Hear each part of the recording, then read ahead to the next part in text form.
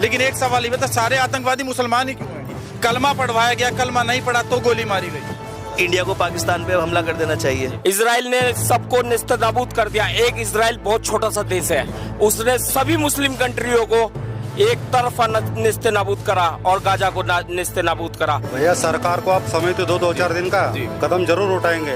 इस वक्त और भी हमारे साथ जो पत्रकार साथी है वही मौजूद हैं, उनसे बात करते हैं कि आखिर किस तरह देख रहे हैं। सिकंदर भाई ये बताइए, आप भी लगातार तमाम पत्रकारिता करते हैं, किस तरह देख रहे हैं?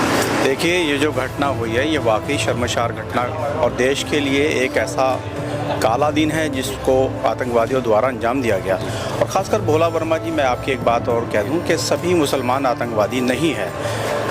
ये जो हरकत की है ना वो इंसान है ना वो शैतान है, ये तो शैतान से भी बड़े लोग हैं जिन्होंने इस घटना को अंजाम दिया है। और पाक में बैठे कुछ आतंकी संगठन इस तरह के हैं जो हिंदुस्तान में नहीं चाहते कि मुसलमान भी अमन से रहें, क्योंकि वो दाढ़ी टोपी लगाकर इन हरकतों को अंजाम देते हैं और हिंदुस्तान के मुसलमानों को टारगेट करवाते हैं। हालांकि हिंदुस्तान का मुसलमान सरकार के साथ है। पाकिस्तान से अगर युद्ध होता है तो सबसे पहले हिंदुस्तान का मुसलमान सरहदों पर जाकर बम बांधकर उनके टैंक को उड़ाने का काम करेगा।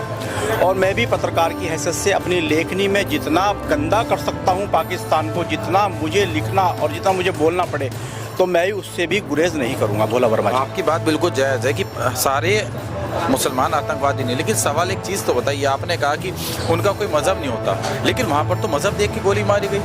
देखिए, ये एक चाल भी हो सकती है, हो सकता है इसके पीछे कोई ऐसी ताकत हो जिन्होंने उन्हें ट्रेंड किया गया हो और उन्हें कहा हो कि आपको ये कलमे दौरान है, इस तरह से पैंट उतरवा कर उनकी शनाख्त की गई और इस तरह से उनको टारगेट किया जा रहा है। आप जानते हैं भोला वर्मा जी, क्योंकि मुस्लिम कम्युनिटी में खतना होती है और जो लोग खतरा कराते हैं वो मुस्लिम होते हैं, तो ये इस तरह का उनका ब्रेन वॉश किया गया हो कि ये कुछ कलमे हैं, ये याद कर लो, और इस तरह से अगर ये कट लगा हुआ हो, वो खतना हुई हो उनकी, तो वो मुसलमान है या नहीं है, तो उस तरह करके उन्हें टारगेट करके उन्हें गोली मारी गई हो। एक चीज़ और बताइए, आपने भी कहा कि इस तरह की जो हरकत है वो गलत है, आप भी उसकी निंदा करते हैं, लेकिन क्या इस देश के अंदर ये आखिर आपने क्या अब भी लग रहा है कि अब्दुल कलाम साहब जैसे लोग हैं?